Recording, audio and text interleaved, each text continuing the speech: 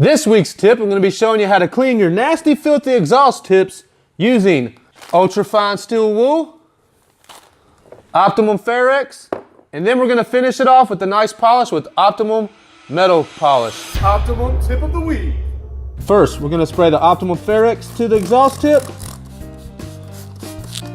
We're going to allow it to dwell a little bit, let it break down some of the dirt on its own and any metal deposits that may be on the surface also.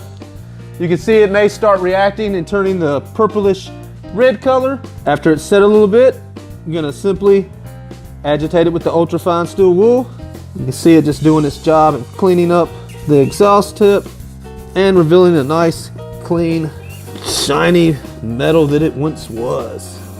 Then after that, we're going to follow with a dampened O&R microfiber towel, wiping the Ferrex residue, wipe it dry.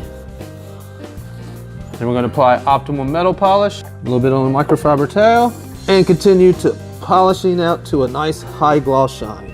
The Optimum metal polish also has a built-in sealant, so it's going to be leaving some protection as well and keep the exhaust tip looking nice and shiny much longer. Just going to follow with a nice dry microfiber towel and wipe the polish residue off of the surface.